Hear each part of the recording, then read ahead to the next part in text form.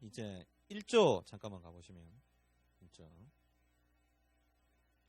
1조 민사에 관하여 법률의 규정이 없으면 관습법에 따르고 관습법이 없으면 조리에 따른다 이렇게 돼 있죠. 민에 동그라미 하시고요. 그 다음 사에 동그라미 하세요.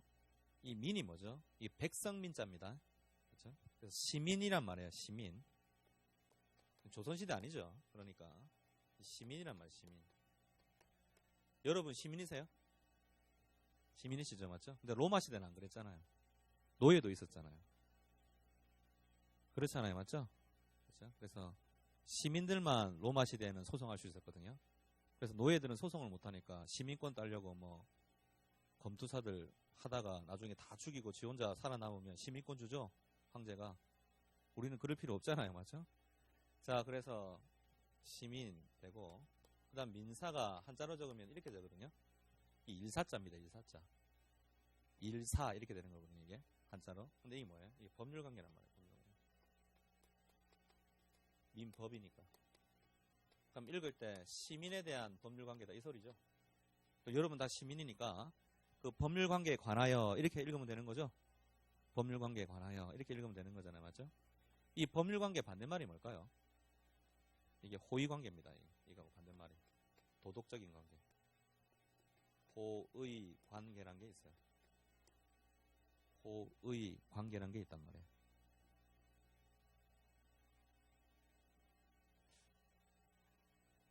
요즘 애 별로 안 낳죠? 혼인도 많이 적어졌잖아요. 애 별로 안 난다며.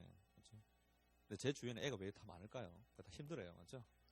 제 주위에는 뭐 다 보통 2명에서 3명이에요. 친구들 보통. 저도 2명인데 진짜 세상에서 제일 힘든 일이 뭘 것 같아요? 애 보는 거예요. 해보면 압니다. 애 보는 게 제일 힘들어요. 세상에서 제가 지금까지 해본 일 중에 제일 힘든 게 애 보는 일이었어요. 지금까지. 근데 갓난애 보면 되게 힘들거든요. 생각보다. 울어서 하면 정신없어요.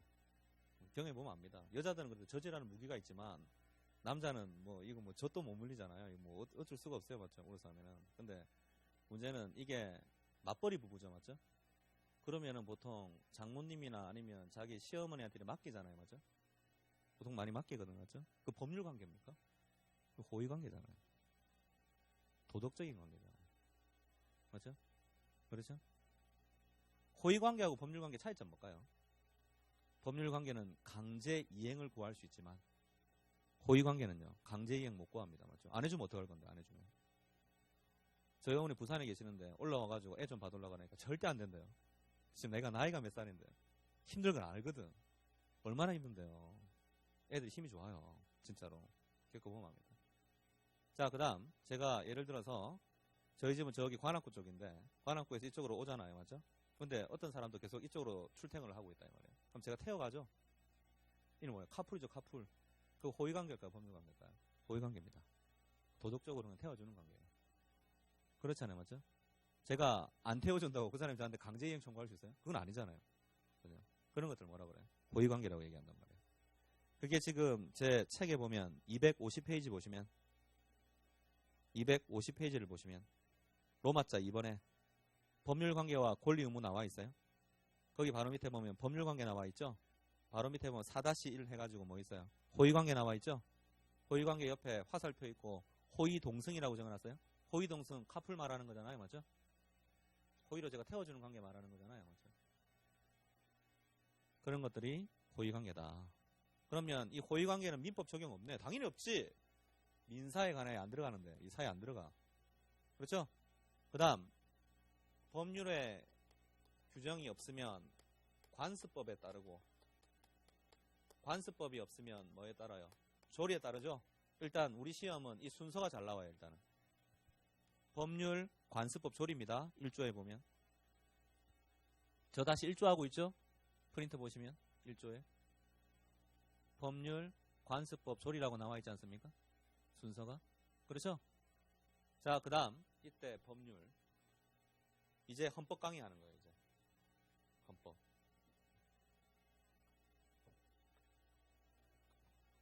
최상위법이 어디예요? 이제 민법이라고 했어요? 네, 헌법이겠죠? 체계도로 보면 공부할 때는 최상위법이 민법이지. 공부할 때는. 그렇죠? 법 체계로 보면 헌법이 제일 상위법이겠죠. 그 다음 이 헌법의 하위법을 뭐라 그래요? 법률이라 그러죠. 법률. 그럼 민법은 어디 들어가는 거예요? 이 법률에 들어가죠. 법률에. 맞죠? 헌법은 누가 제정합니까? 헌법은 누가 제정해요? 국민이 제정합니다. 헌법은 국민투표해야 됩니다. 헌법은 국민투표해야 돼요. 헌법은요. 그렇겠죠? 국민투표해야 됩니다. 맞죠? 지금 우리 검찰 개혁이 뭐 하니 아니 만하니 뭐 말이 많잖아요. 맞죠? 맞죠? 우리하고는 별 상관없는 얘기지만 뭐 검사 만나봤어요? 아시는 분 없죠? 저는 있거든요. 애들. 근데 문제는 그 검사가 법원한테 영장 청구권을 갖죠? 경찰이 못 가져요. 경찰이 검사한테 요청을 하면, 신청하면 검찰이 법원한테 영장을 청구하는 거예요. 그 검찰의 영장 청구권이 어디 기준되어 있을까요? 헌법에 있어요. 헌법에 검찰의 영장 청구권이 규정되어 있다니까요. 한번 물어볼게요. 그 영장 청구권 헌법 그 검찰에서 빼앗고 싶어. 경찰도 영장 청구할 수 있게 만들고 싶단 말이에요. 그럼 뭐 개정해야 돼? 헌법 개정해야 되죠. 그럼 국민투표해야 돼요. 절차가 복잡하단 말이에요. 상당히. 그러니까 힘든 거예요. 이게. 법률이면 국회에서 바꾸면 돼. 바로 국회에서. 그렇죠? 그래서 헌법은 나중에 국민투표해야 되는 것이고, 법률은 어디서 제정하고 바꿔요? 국회에서 하면 돼요. 국민투표할 필요 없어요. 법률은 전혀. 그렇죠? 차이점이 있어요. 그 다음 이 법률에 대한 하위법이 있어요. 그걸 명령, 그 다음 뭐 규칙 이런 것들이 있어요. 혹시 대통령령 이런 거 들어보신 적 있습니까? 대통령령. 맞죠? 그다음 세법 배우면 나올 건데. 그 다음 무슨 부령 이런 거 들어보신 적 없어요? 행정자치부령 이런 식으로. 무슨 말이냐? 법률이 아니고 행정관청에서 자기들이 법 비슷한 걸 만들어요. 그걸 명령이라고 그래요. 명령. 그래서 법률에 수권을 받아가지고 법률에서 대통령령으로 정할 수 있다. 아니면 법률에서 부령으로 정할 수 있다. 이런 수권 규정이 있어야 돼요. 규정이 있으면 자기들이 구체적으로 정하는 거예요. 그래서 나중에 여러분 세법을 나중에 공부를 해보면 여러 가지 명령규칙을 배우게 돼요. 그 세법에 규정되어 있는 거 말고도 대통령령의 형식으로 되어 있다든지 아니면 부령으로 되어 있다든지 이런 식으로. 됐죠? 그렇죠? 그 다음 나중에 열심히 공부하시면 국세청 예규도 있을 거예요. 예규. 그런 것들이 있어요. 세법에 보면. 그 지켜줘야 되거든요. 여러 가지. 그게 명령규칙이 있고. 자, 그 다음 이 법률은 국회에서 만드는 거죠. 명령하고 규칙은 행정부에서 만들거든요. 행정부에서. 국회에서 만드는 게 아니라. 그 다음 우리 서울특별시를 뭐라 그럽니까? 지방자치단체라 그러지. 지자체. 들어봤잖아요. 맞죠? 지방자치단체도 법률 비슷한 걸 만들 수 있어요. 그걸 조례라 그래요. 조례라 그래요. 그 다음 서울특별시장이 만들죠? 서울특별시 의회에서 만드는 게 아니라 그러면 그걸 또 규칙이라 그래요. 같은 규칙이지만 의미가 달라. 왜 의미가 다르죠? 이 조례 규칙은요. 서울특별시의 조례나 규칙이면요. 서울특별시민에게만 적용돼요. 부산광역시한테 왜 적용이 됩니까? 서울에 사는 사람한테만 적용이 되겠지. 인적이나 장소적 범위가 제한되어 있죠? 인적이나 장소적 범위가 제한되어 있잖아요. 맞죠? 그걸 뭐라 그래요? 조례나 규칙이라고 얘기하거든요. 근데 조례 규칙 지켜야 돼, 안 지켜야 돼요? 지켜야 됩니다. 서울에 살고 있으면. 안 지키면요. 뭐 과태료 같은 거 물죠? 안 그래요?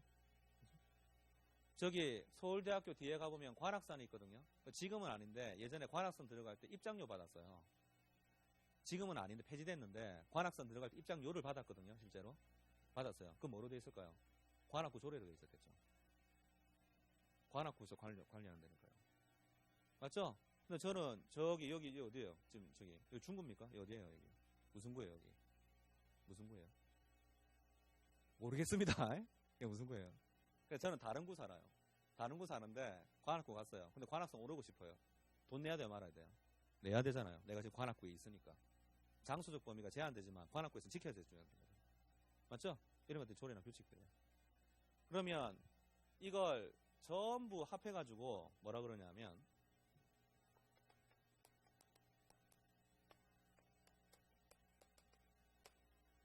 실질적 의미의 법률이라고 하거든요. 실질적 의미의 법률이라고 합니다. 전부 합해가지고 헌법이든 법률이든 명령규칙이든 조례규칙이든지 간에 지켜야 되는 거잖아요. 이걸 어려운 말로 뭐라고 한다고요? 실질적 의미의 법률이라고 그래요. 그럼 반대말 형식적 의미의 법률은 뭘까요? 이것만 말하는 겁니다. 법률의 형식으로 되어 있는 거. 국회에서 제정한 거. 이걸 형식적 의미의 법률이라고 그래요. 이런 말을 써요.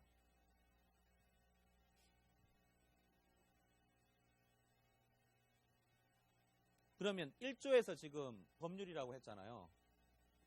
지금 1조에서 뭐 하고 있어요? 법률이라고 했죠. 이 법률은 이거 말할까요?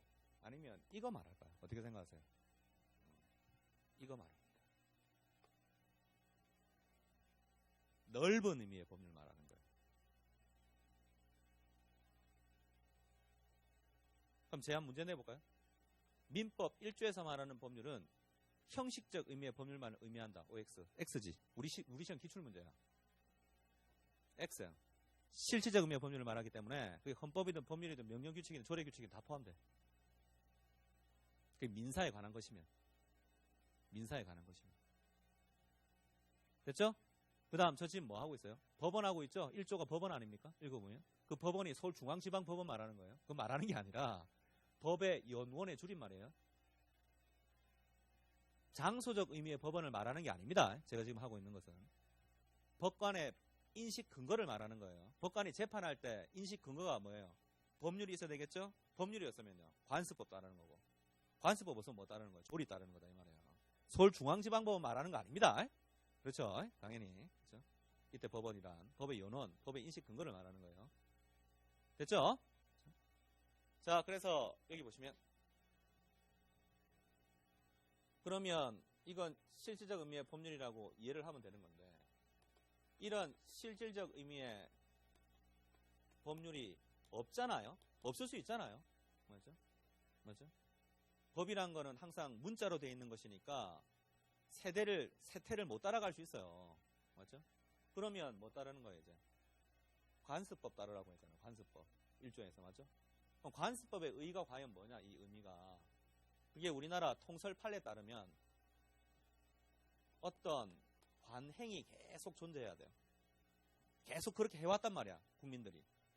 그 다음, 플러스, 그게 법이라고 국민의 입장에서 확신이 들어야 돼요. 그래서 관행과 확신 이 두 가지를 충족했죠? 그러면 단순한 관습이 아니라 법으로 승화되었다. 그래서 관습법이라고 얘기하는 거예요. 관습법. 근데 물어볼게요. 관행과 확신 이런 게 인정된다는 건 구체적으로 누가 판단할까요? 나중에 소송에서 법관이 판단하겠죠. 법관이 판단한 게 뭐죠? 그 판례잖아요. 이 판례 많이 외워야 돼요.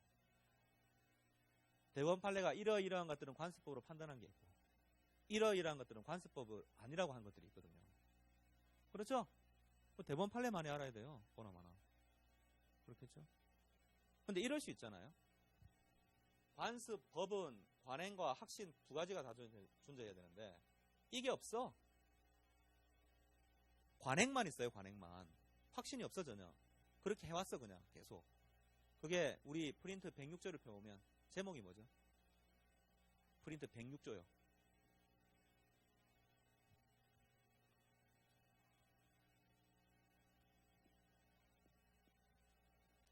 사실인 관습이라고 되어 있죠? 그걸 사실인 관습이라고 그래요. 이것만 있으면 어려운 말로 그걸 사실인 관습이라고 그래요. 이렇게 얘기할 거예요. 그러니까 우리나라 통설 판례에 따르면 관습법과 단순한 사실인 관습은 어떻게 구분하죠? 확신 여부죠. 관행은 똑같지만 확신 여부 아닙니까? 확신이란 걸 법관이 나중에 인정해 준다면 어떻게 돼요? 그럼 관습법이죠. 그게 인정이 안 되면 뭐예요? 그럼 사실인 관습에 불과한 거죠. 그렇죠? 자, 그래서 제 교과서 책 250페이지 가보시면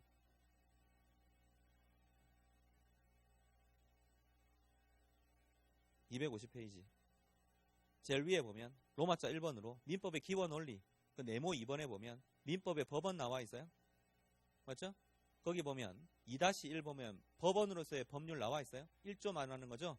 이건 형식적 의미의 민법뿐만 아니라 민사에 관한 여러 가지 것을 반한다. 화살표 보면 실질적 의미의 민법이라 나와 있어요.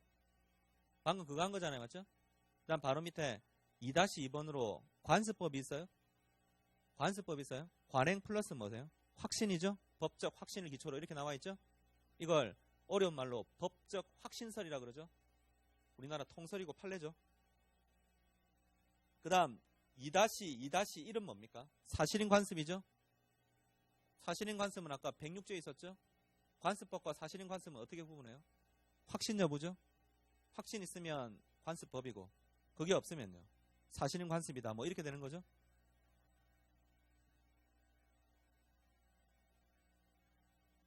그렇죠? 자, 그 다음 만약에 이 관습법도 없어요. 법관이 판단을 하는데 그럼 뭐 따르라고 돼 있어요? 조리 따르라고 돼 있잖아요. 1조에 보면. 맞죠? 조리가 사물의 본질적 법칙 같은 거 얘기하는 거거든요. 조리라는 거는. 그게 지금 250페이지 가보면 2-4를 보면 조리 나와 있죠. 사물 내지 자연의 이치, 사물의 본질적 법칙 이런 것들을 뭐라 그래? 조리라 그러죠. 근데 사실 이게 뭘까요? 법관의 자유심증 얘기하는 거예요. 법관 네가 알아서 판단하는 거잖아요. 말은 좋게 해놨지만 법관 자유심증으로 판단하는 거잖아요. 관습법도 없으면. 맞죠? 그렇잖아요. 맞죠? 그래서 법관이 중요해요. 그래서 법관이 중요하다고요. 민사에 대해서 법률도 없고 관습법도 없으면 네 마음대로 판단하는 거잖아요. 일단 법관 무한신뢰하고 있는 거 아닙니까? 지금. 맞죠? 근데 물어볼게요. 정말 이것도 없고 이것도 없는 경우 있을까요? 드물겠죠? 상당히 드물겠죠? 그렇겠죠? 맞죠? 드문데 갑자기 조리로 판단했어요. 맞죠? 맞죠? 그러면 앞시 뉴스 나오는 거죠. 맞죠? 앞시 뉴스 나오는 거예요. 그렇죠? 판례 나왔다고. 맞죠? 어떤 게 하나 있을까요? 혹시 종중이라고 들어본 적 있습니까? 성씨가 뭐예요? 옷이에요? 무슨 옷입니까? 오창옷이에요? 고창옷이에요? 고창옷이 1대 시조가 누구예요? 뭐예요 이거? 저는 경주김씨거든요. 경주김씨란 말이에요. 그렇죠? 저는 1대가 김할지. 여기 김해김씨 없어요? 우리나라 김해김씨 제일 많은데. 김해김씨 1대조가 김수로왕이거든요. 그러면 거기 1대조가 있겠죠. 맞죠? 맞죠? 그럼 고시조라 그러는데 고시조를 모시는 단체가 하나 있어요. 그걸 종중이라 그래. 종중. 맨날 가서 제사를 해. 날마다. 그래서 우리 같은 보면 우리는 경주김씨니까 경주 가면 무덤 많죠? 무덤 많잖아요. 맞죠? 거기에 갑자기 이상한 옷 입고 막 이렇게 제사 지내잖아요. 맞죠? 그 사람들이 종중이에요. 종중. 종중원들이에요. 종중원. 그 종중이라는 게 뭐냐면 공동 손조의 제사 봉향을 위해서 성년 이상의 남자 이상으로 구성되는 자연 발생적인 단체라고 저는 그렇게 배웠어요. 종중의 의미를. 공동 손조의 제사 분향을 위해서 남자 이상으로 구성되는 자연 발생적인 단체라고 저는 그렇게 배웠거든요. 근데 뭔가 이상하지 않아요? 왜 여자는 왜 빠집니까? 종중원에서 왜 남자 이상으로만 돼요? 여자 어디 갔어요? 그러면 봅시다. 법률, 관습법, 그 다음 조리 판단할 때 조리에서 문제가 있겠네. 법관이 보니까 이거 남녀 평등에 반하는 거 아니에요 이거. 왜 여자는 안 돼요 종중원이. 그래서 지금 바뀌었어요. 2005년 전환법제로 바뀌어가지고 남자 또는 여자로 구성되는 자연 발생의 단체예요. 그게 뭐죠? 종중의 의미거든요. 그래서 제 책으로 가보면 저기 앞으로 가볼까요?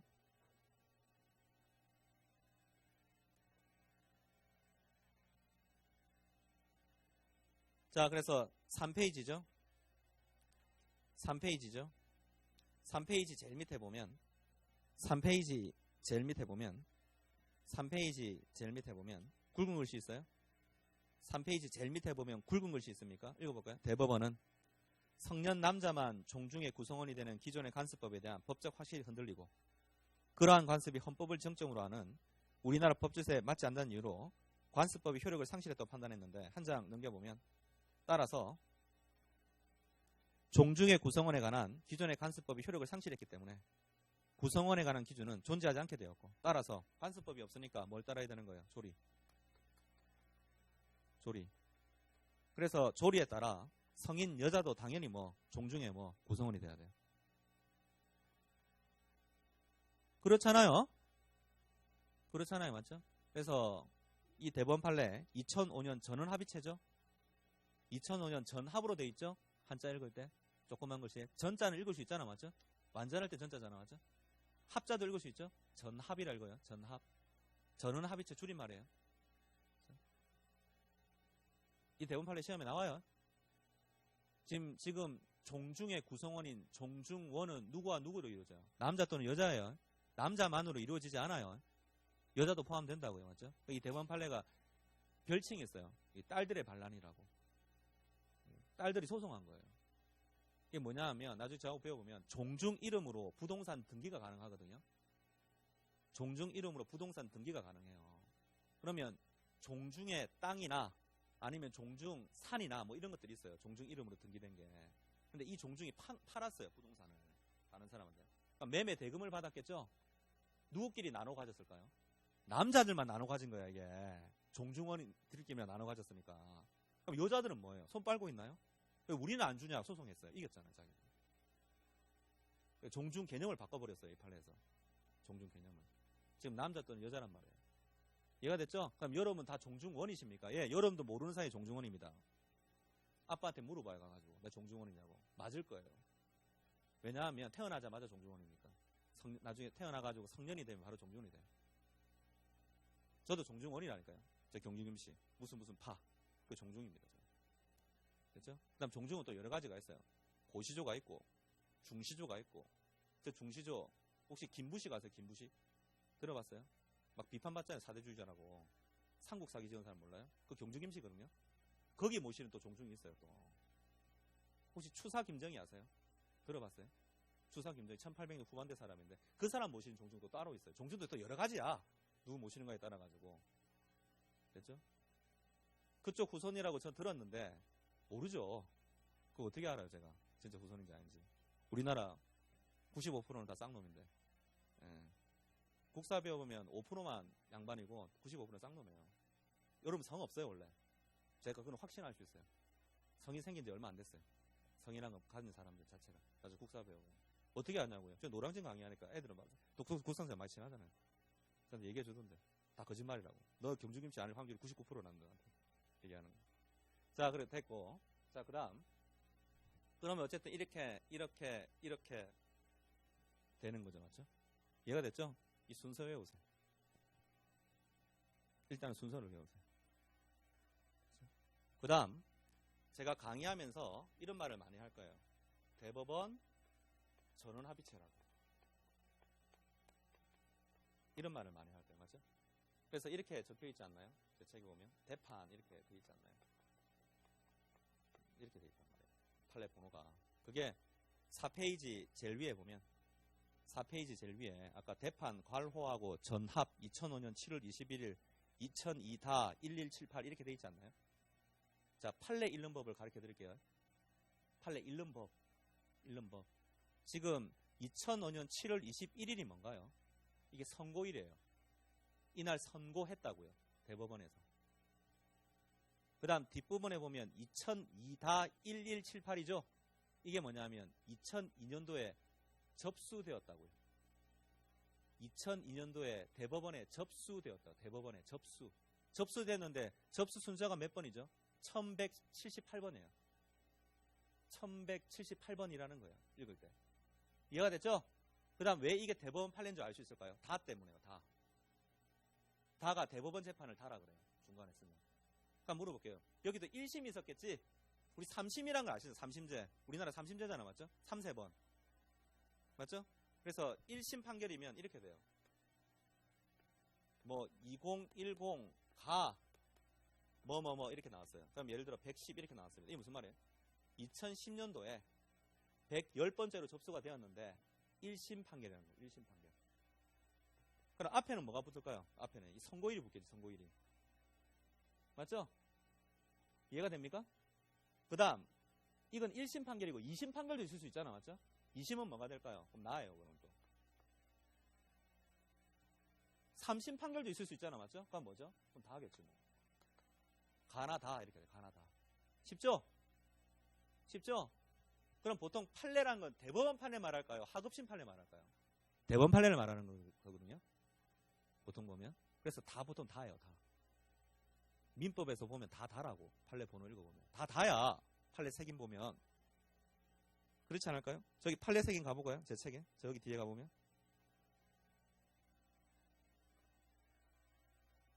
266페이지 펴봐요. 266페이지 펴보시면 266페이지요. 266페이지 오른쪽에 보시면 거기 보면 6, 2 다 아닌가요? 거의? 다죠. 다. 맞죠?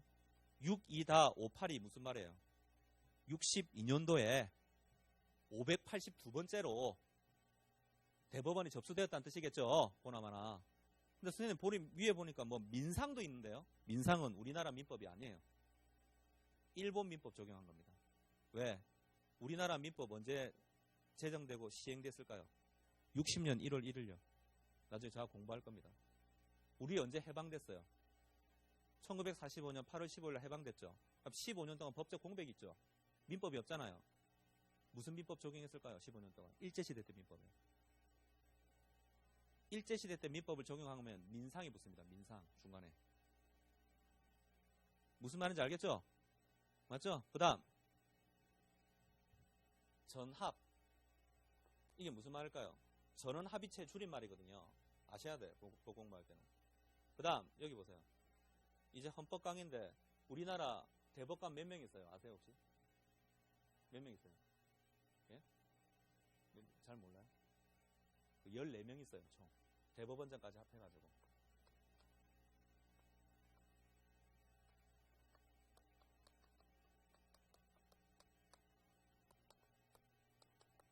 이렇게 있거든요.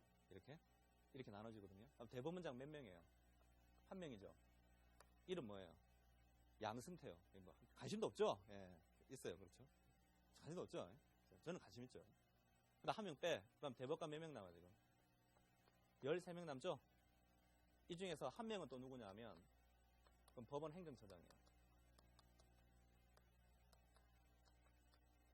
이 사람은 재판 안 해요. 평소에. 아예 안 합니다. 행정 업무만 해요. 행정 업무. 그럼 한 명 빼면 몇 명 남아 지금? 12명 남죠? 맞죠? 이 사람들이 보통 재판해요. 그 대법원은 판례가 대법원 1부가 있고 대법원 2부, 대법원 3부까지 있어요. 재판부가 총 3개. 그럼 3, 4, 10이 되니까 한 부는 몇 명으로 이루어져요? 4명으로 이루어지겠죠? 이런 식으로. 그렇겠죠? 그렇겠죠? 그러면 우리가 보통 판례라고 얘기하는 거 전합자가 안 붙죠? 안 붙으면 이 부에서 1개 부에서 재판한 거예요. 1개 부에서. 4명이서 재판한 거예요. 1개 부에서 재판한 거예요. 물어봅니다. 1개 부에서 재판하는 건 1년에 엄청 많을까요? 엄청 적을까요? 엄청 많아요. 몇 건일 것 같아? 부에서 하는 거예요. 39,000건이다. 재작년까지. 지금 한 4만 건 넘어갔을 거예요. 지금. 아마 4만 건이 넘어갔을 거라고 지금. 대법원이 접수돼서 지금 판결하는 게 지금. 그러면 물어볼게요. 4만 나누기 3부로 해보세요. 한 부에 몇 건 재판하는지 대충 나오잖아요. 나누기 3 하면. 우리나라 대법관들 쉬는 날이 없어요. 여러분 잘 모르셔서 그렇지. 생각보다 진짜 바쁘단 말이에요. 그게. 맨날 해야 되니까. 과부하. 완전 과부하잖아요. 지금 보세요. 지금. 그렇죠? 그 다음 이 사람들이 이렇게 재판할 때 이건 너무 중요한 것 같아. 우리가 보기에. 아니면 기존의 판례를 바꿔야 될 것 같아. 그러면 뭘 소집하는 거예요? 이제 전원합의체를 소집하는 거죠? 그러면 이 12명에다 누구 들어올까요? 전원합의체. 재판장으로. 대법원장이 들어가요. 그럼 총 몇 명이에요? 13명이 사는 거예요. 13명이서. 한 명은 어째 법원 행정처장. 이 사람 안 한다니까, 재판은. 이해가 됐죠? 그렇죠? 그럼 전원합의체는 1년에 몇 건일 것 같아요? 20몇 건 됩니다. 적죠? 전합의로 이렇게 되는 거. 되게 적어요, 생각보다. 그러면 예를 들어서 전합의야 판례를 읽는데 읽어보니까 다 시험 문제예요. 전부 시험 문제라고요. 1년에 몇 건 나오지도 않는데 얼마나 중요해요. 전 법을 통틀어서 20몇 건인데 전 법을 통틀어서 맞죠? 그러니까 민법의 전원합의체는 극히 적겠죠. 1년에 나오는 게 10건이 얘란 말이야. 뭐 5건, 3건 이래. 아예 안 나올 수도 있고 전원합의체가 아예 안 나올 수도 있어요. 그렇죠? 근데 가끔씩 뭐 책을 보는데 전합이라 적혀있어. 판례 번호가. 이건 뭐 시험 문제구나 이 생각하시면 돼요. 방금 했던 거는 뭐예요? 그거? 시험 문제죠. 그 시험 잘 나오죠. 종 중에 누구라고요? 구성원이? 남자 또는 여자라고? 남자 여자로 이루어진다. 이해가 되셨죠? 자, 그래서 판례 이렇게 보는 것도 기본이고요. 그래서 제가 보기에 우리나라 이 판례가 문제가 좀 많아요. 왜 문제가 많을 것 같아요? 이 4명이서 있죠? 4명이서. 재판장이 또 4명이서 1명이 있고요. 그럼 재판장 빠지면 3명 남죠? 3명 남잖아요. 그 3명이서 있죠. 돌아가면서 이제, 물론 재판장이나 또 하겠죠. 서로가 하겠지만, 주심이라는 게 있어요. 주심. 그 주심이 뭐냐면, 대법원 판결문 쓰는 사람 말하는 거예요. 그 다음, 제가 4만 건 된다 그랬죠? 그러면 이 4명이서 이렇게 나눠 가졌을 때, 자기가 주심이 아니잖아요. 이 재판부에 배당이 되었지만, 주심이 아닌 사건에 관심이 있을까요? 관심 없어요. 내가 판결문 쓰는 것도 아니고 도장만 찍어주는 거예요. 그냥 나는 자기 입장에서 보면 자기가 주심일 때는 관심이 내가 판결문 써야 되니까 실제로 맞죠? 무슨 말이냐? 대법관 1명의 의견이 판례예요. 우리나라에서는 대법관 1명의 의견이 판례가 될 가능성이 많아요. 그래서 서로 관심이 없으니까 자기 사건 아니면 그렇죠? 그렇잖아요. 맞죠? 그러니까 같은 쟁점인데 누가 판단하느냐에 따라서 똑같은 쟁점인데 결론이 다른 거야. 막 보면 대법원 판례가 막 중구난방인 경우 있거든요. 그때 뭐가 구성되겠어요? 이제 나중에 이 전합제 구성되게. 나중에 세법 배워보시면 그런 경우 많습니다. 세법 배워보면 판례는 여러 가지가 있다가 전원 합의체로 정리가 되었다 이런 식으로 적혀 있다니까. 됐죠? 세법도 쟁점이 많기 때문에. 자, 그래서 이 부분이 있는데 이건 아무도 가르쳐주지 않는데 가장 기본이에요. 원래 학원 강의를 들으면 학원에서는 법 강의할 때 이걸 당연하게 안다고 생각하고 강의하는데 사실 아무도 몰라. 안 가르쳐주면. 선생님 어떻게 하세요? 내가 스스로 알았어. 제가 스스로. 진짜 거짓말이에요. 제가 스스로 알아서 제가 누구한테 물어본 것도 아니고 민수 강의하면서 제가 다 찾아봤어요. 사람들 물어보고. 그래서 아는 거예요 지금. 됐죠? 근데 여러분 제가 가르쳐 드리잖아. 그렇다고. 상식이에요 사실은. 법원에 있는 사람들은 상식이겠죠? 자기들한테는. 당연하다 생각하겠지? 우리 당연하지 않은데 맞죠? 이제 알았잖아요. 그치? 자, 그 다음 이제 그러면 다시 255페이지로 가면 250페이지로 가면 250페이지 이제 조리한 거 아니에요? 조리한 거 아니에요? 그렇지? 자, 그 다음 이제 우리 프린트 가보시면 2조 가보죠. 2조가 뭐예요? 제목이 신의성실의 원칙이죠? 2조 가보니까 신의성실의 원칙이죠? 그래서 2조 1항을 보면 권리의 행사와 의무 이행은 신의에 쫓아 성실히 하여야 한다. 2항 권리는 남용하지 못한다. 야, 좋은 말인데. 근데 신의에 쫓아 성실하면 좋을 것 같은데 이 신의성실의 원칙 또는 신의칙이라 그러는데 너무 추상적이죠? 맞죠? 그 다음 제 책 251페이지 가보시면 251페이지 그 신의성실의 원칙의 파생원칙으로서 251페이지 제일 위에 4-5번이 신의성실의 원칙이고 4-5-1이 뭡니까? 실효의 원칙. 4-5-2 뭐예요? 사정변경의 원칙. 4-5-3 모순행위 금지의 원칙. 4-6 권리남용 금지의 원칙 뭐 이렇게 쭉 나와 있는데 이런 부분들을 기본 강의할 때 할 거예요. 그 다음 이 부분은 뭐가 중요하냐면 판례가 중요해요. 판례 다 있어요. 나중에 공부하실 때. 신의성실이라는 건 말 자체가 너무 추상적이어서 어느 경우에 당사자가 신의에 반했는지 판례가 다 있습니다. 그 부분한테 하면 되는 거예요. 되죠? 자, 그 다음 251페이지 권리의 주체는 잠깐 했고요. 그 다음 한 장 넘겨보면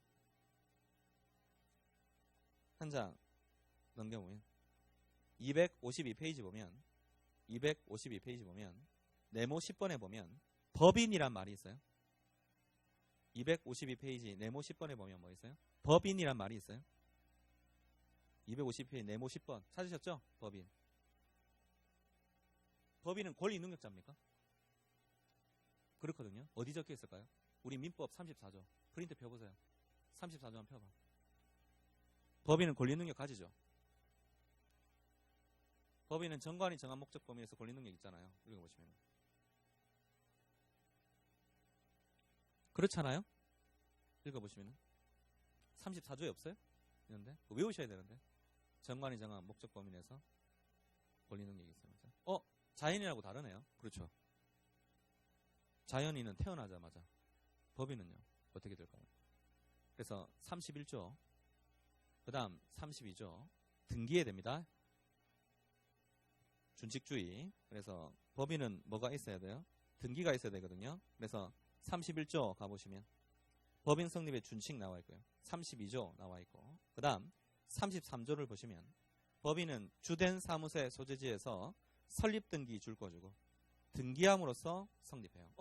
법인의 성립 시기는 명확하네. 예, 설립등기 했을 때요. 등기소에 등기했을 때야. 그렇죠? 그렇겠죠? 그렇겠죠? 이 등기 누가 해줘요? 여러분이 합니까? 법무사요. 법무사들이 대리해 주잖아요. 그렇잖아요. 세무신고 제가 합니까? 세무사요. 오늘까지 하는 거 아닙니까? 홈택스로 종합소득세 신고하는 거 맞죠? 신고 나쁘죠? 우리나라 세법 배워보면 저희 같은 자영업자들은 신고 나빠. 신고하고 바로 납부하는 거잖아요. 내가 그렇잖아요. 맞죠? 신고 잘못하면 전화 오는 거죠. 두드려 맞는 거죠. 잘못하면. 그렇죠? 세무조사 뭐 이렇게 하는 거 아니에요? 돈 많이 벌면. 자, 그 다음 여기 보시면 그러면 우리 민법에서 이는 두 가지가 있는 거죠. 아까 배웠던 게 자연인이에요.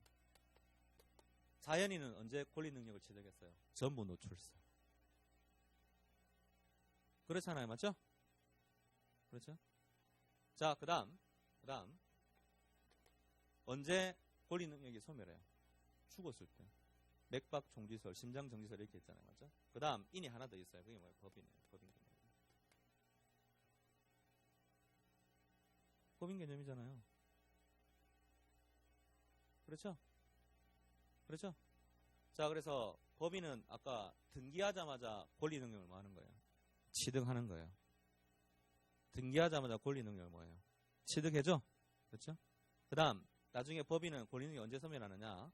해산 및 청산을 거쳐야 됩니다. 나중에 해산 및 청산을 다 거치면 나중에 그 법인으로서 권리 능력이 없어져요.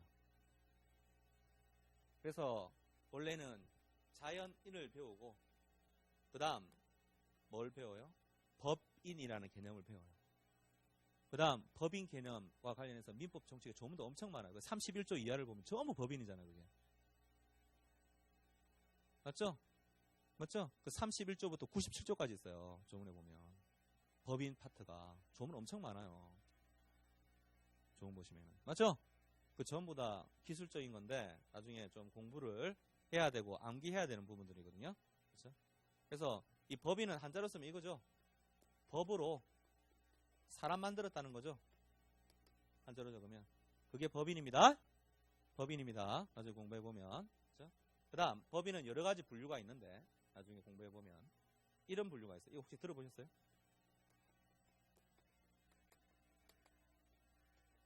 이런 말 들어봤어요? 들어보셨어요? 사단법인, 재단법인. 그렇죠? 사단법인은 뭐예요? 이건 사원으로 이루어진 법인을 말하는 거예요. 법인. 그 다음 재단법인은 뭐죠? 이건 재산으로 이루어진 법인을 말하는 거예요.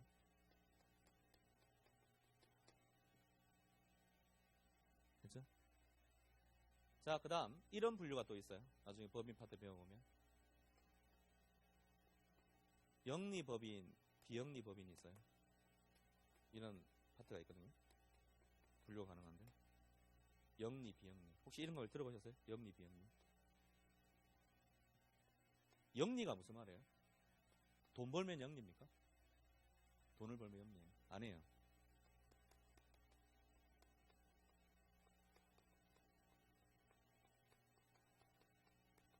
구성원에게 이익분배가 행해지면 그걸 영리라고 해요. 자기들 구성원들한테 이익분배를 하면 뭐예요? 영리입니다. 영리. 그럼 비영리는 뭐예요? 구성원에게 이익분배가 없는 거죠. 그럼 비영리죠. 맞죠? 그럼 저하고 이 개념하고 여기를 매치 시켜볼까요? 이 개념과 여기를 매치를 한번 시켜볼까? 자, 구성원 같은 말 뭐예요? 사원이거든요. 사원이에요. 같은 말이에요. 사원으로 이루어진 법인이 뭡니까? 사단법인이죠. 맞죠? 그러면 그 사단법인에게, 그 사원들에게 돈을 벌었어요. 이익을 받았어요. 이익을 분배했어요. 그건 무슨 법인이죠? 영리법인이잖아요. 근데 사원이 있긴 있는데 그 구성원들, 사원들한테 이익 분배를 안 했어요. 그건 뭐죠? 그건 비영리법인이죠. 그러면 사단법인은 다시 영리법인일 수도 있죠. 그 다음 뭐가 될 수 있어요? 비영리법인이 될 수도 있죠. 그 다음 비영리법인이 될 수도 있잖아요. 두 가지를 나눌 수 있는 거 아닙니까? 이익 분배를 사원들한테 하면 영리죠. 안 하면 뭐예요? 그럼 비영리죠. 그 다음 시험 잘 나오는 거. 재단법인은 뭐로 이루어진 법인이에요? 재산이죠. 사원이 없습니다. 재단법인이란 그 재산의 법인격을 준 겁니다. 법이. 사원이 없습니다. 선생님 재단법인 가보니까 사원이 있던데 그 사람들은 직원이에요. 직원. 법적으로는 사원이 없는 거예요. 전혀. 직원만 있는 거예요. 그냥 일하는 직원만. 됐죠? 그러면 이 재단법인은 사원이었기 때문에 그 사원들한테 이익 분배를 할 수가 없잖아요. 논리적으로. 그럼 재단법인은 뭐가 돼요? 모두 비영리법인입니다. 돈을 벌어도. 사원이 없으니까 사원에게 이익 분배하는 게 영리인데 사원에게 이익 분배를 할 수가 없잖아요. 논리적으로. 그렇죠?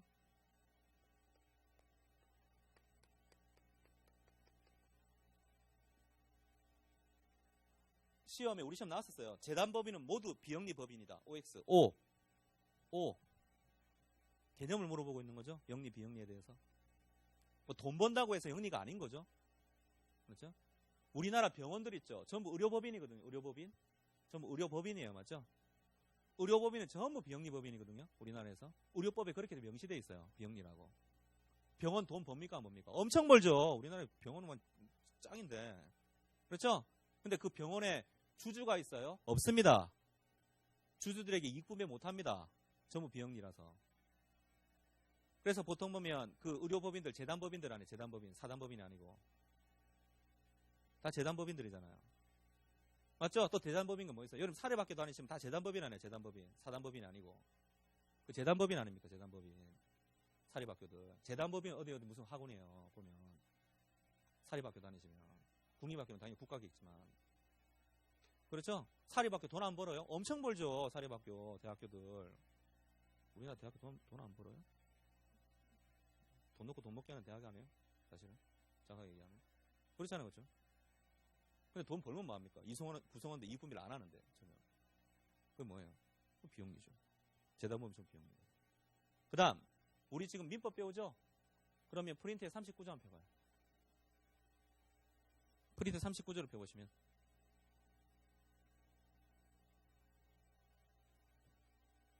프린트 39조. 거기 펴보면, 1항 읽어보면, 영리를 목적으로 하는 사단이 뭐예요? 영리법인이죠? 그때 상사회사 설립 조건에 주사 이를 법인으로 할 수 있다 이렇게 돼 있죠? 2항 전항 사단법인에는 모두 상사회사에 관한 규정을 상사회사가 뭐예요?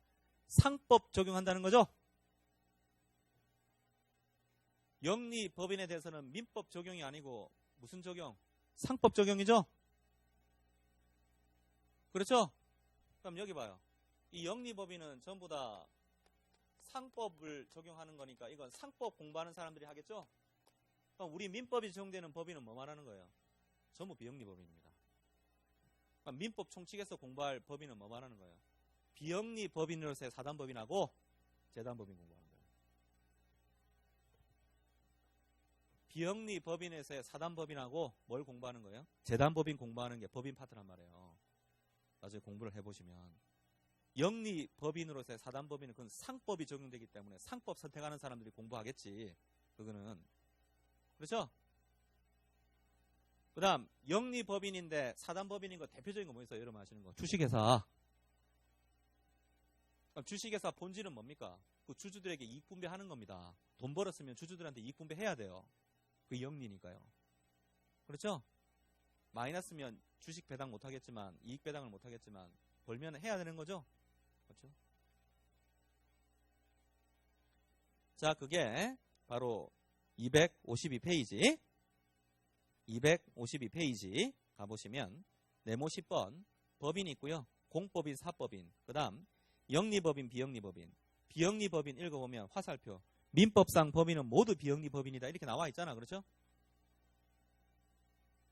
제가 비영리법인만 말한다 그랬잖아요. 민법에서 공부하는 거는.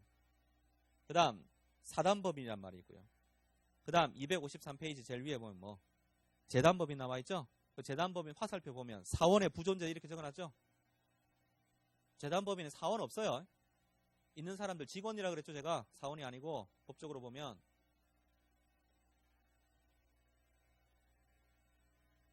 그 다음 뭐 여러 가지 걸 이렇게 배우게 되는 거죠. 맞죠? 그 다음 쭉 내려오면 로마자 4번 이제 권리의 객체죠. 권리의 객체는 아까 잠깐 배웠는데 그 물건 말하는 거죠. 그래서 98조 권리행사의 대상. 그렇죠? 그래서 98조 아까 보니까 물건은 뭐와 뭐예요? 유체물 및 기타 관리할 수 있는 자연력이었죠. 아까 98조 외우면 좋다 그랬잖아요. 제가. 그 다음 99조도 외우면 좋다 그랬죠. 99조 1항 부동산 뭐예요? 토지 및 정착물. 99조 2항 그 외의 물건은 전 뭐예요? 동산.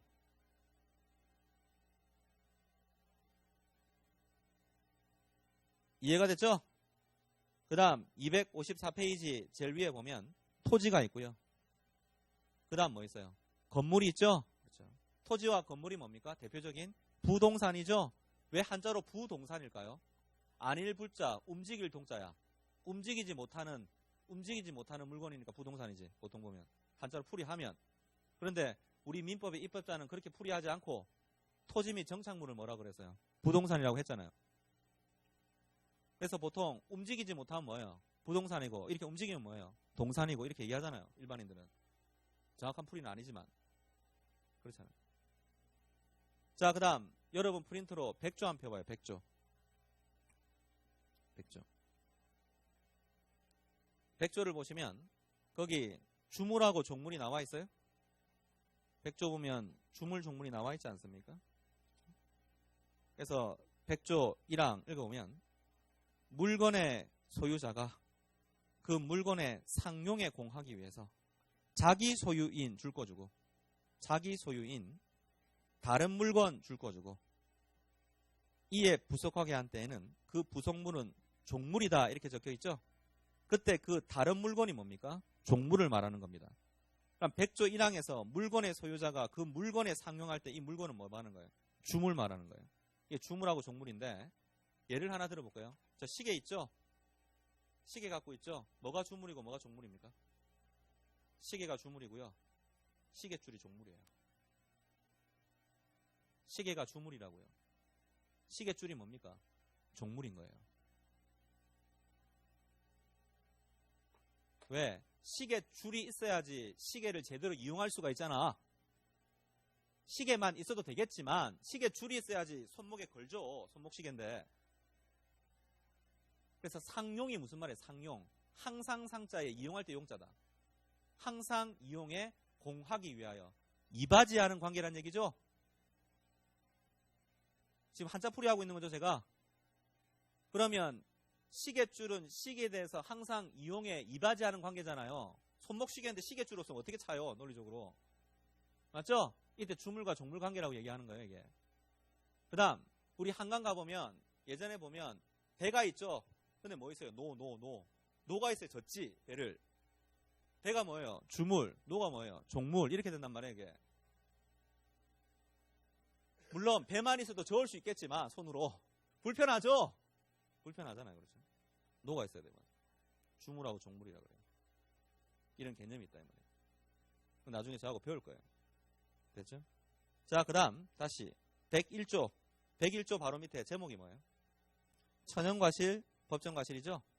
1항 물건의 용법에 따라 수취하는 산출물은 천연과실이다. 자, 제가 암소를 샀습니다. 한우 암소. 암소가 새끼를 낳았어요. 새끼가 뭐예요? 천연과실이다.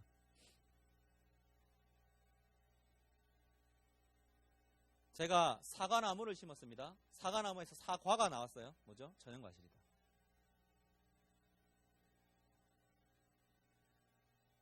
이해가 됐죠? 그렇죠?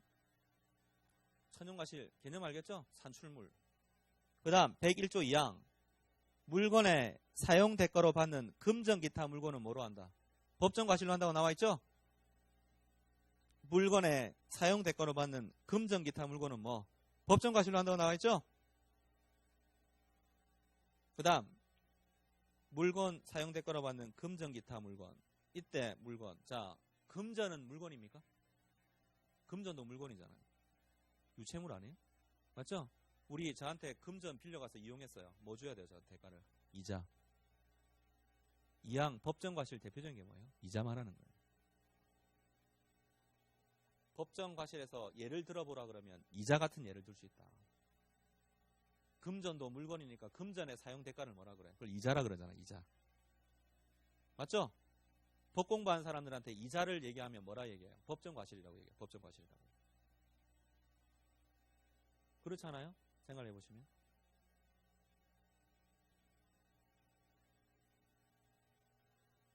그게 지금 제 책 254페이지 가보시면 제 책 254페이지를 가보시면 제일 위에 보면 11-3-2가 나와 있고요.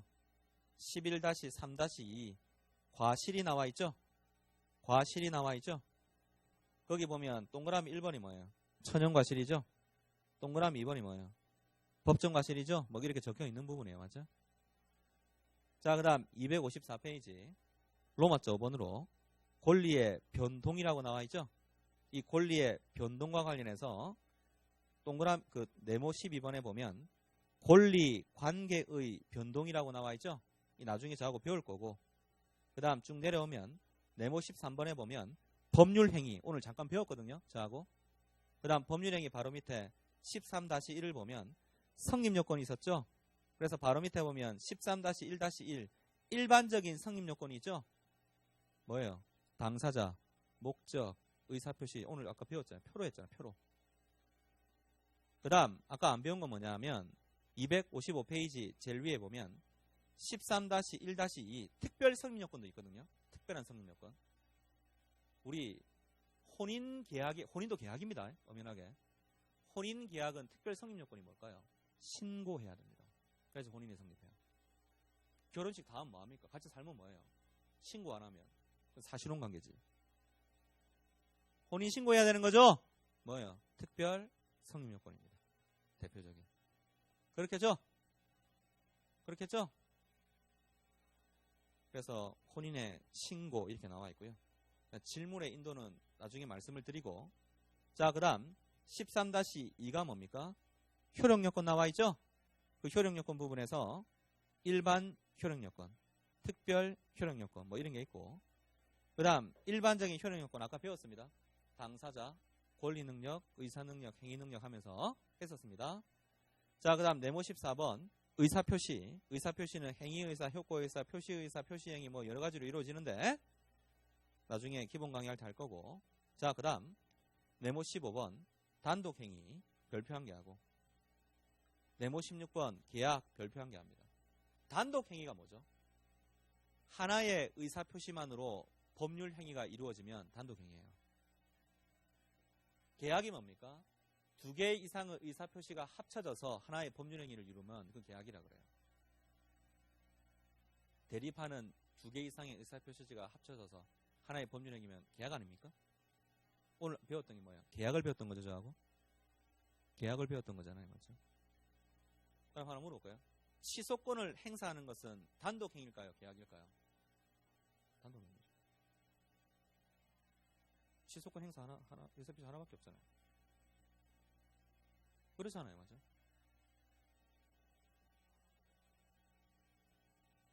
그 다음 단독행위는 상대방이 있는 단독행위가 있고요. 그 다음 상대방이 없는 단독행위 뭐 이렇게 나뉘거든요. 나중에 할 거고. 그 다음 네모 17번 합동이라는 개념이 있고요. 나중에 할 거고. 그 다음 네모 18번 채권행위 오늘 배웠는데. 그 다음 네모 19번 물권행위 예를 들어 드렸는데.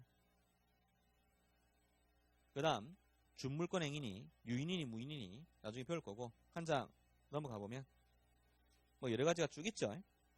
일리가 쭉 있습니다. 맞죠? 자, 그 다음 256페이지 네모 33번에 보면 법률 행위의 목적이 있고요. 오늘 목적은 제가 확정, 가능, 적법, 타당해야 된다고 제가 말씀을 드렸었죠.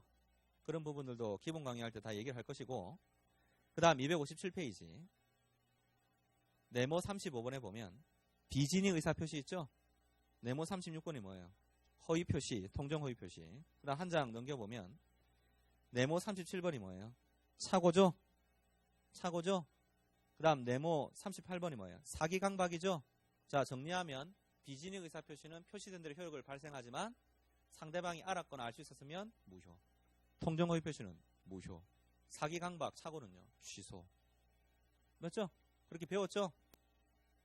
그 다음 이제 258페이지 네모 39번, 네모 40번, 네모 41번, 네모 42번, 네모 43번까지, 네모 44번까지 이렇게 나와 있는데 이건 뭐냐? 여러분 프린트로 우리 민법 111조 한번 펴봐요.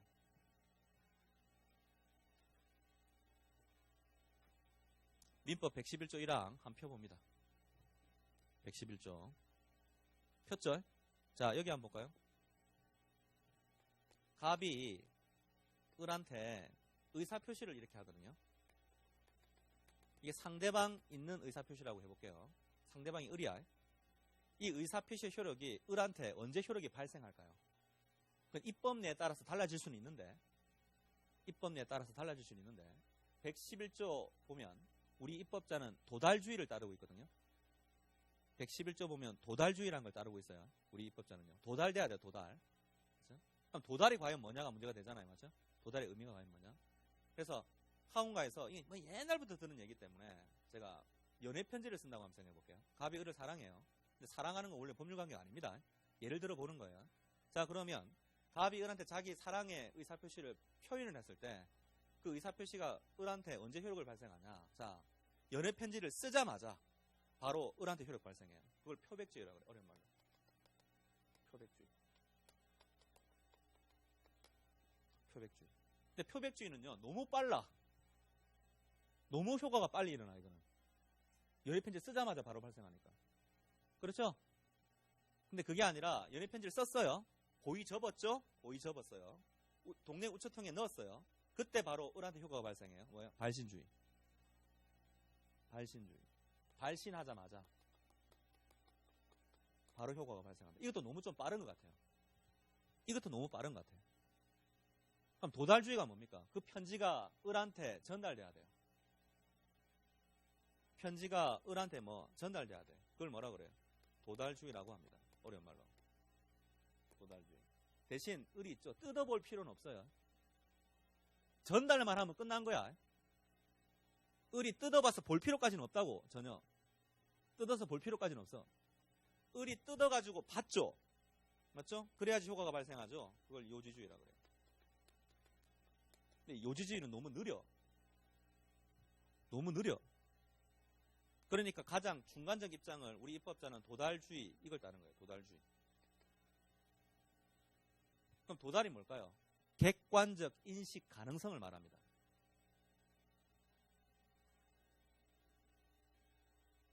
을이 의사표시를 객관적으로 인식할 수 있는 상태 있죠? 그걸 도달이라고 그래요. 도달. 어려운 말로. 꼭 뜯어서 볼 필요까지는 없어. 그게 111조 보면 우리 입법자는 뭘 채택하고 있어요? 도달주의라는 걸 채택하고 있는 거죠? 도달주의라는 걸 채택하고 있는 거예요. 맞죠? 그 다음 우리 민법 113조를 보면 거기 보면 공시송달이라고 돼 있죠? 공시송달이라고 나와 있죠? 그렇죠? 이건 민소법상 공시송달 규정이 준용이 되는데 나중에 제가 강의할 때 말씀을 드릴 거고. 자, 그 다음 이제 우리 민법 114조 가보시면 프린트해 보면 제목이 뭡니까? 대리죠?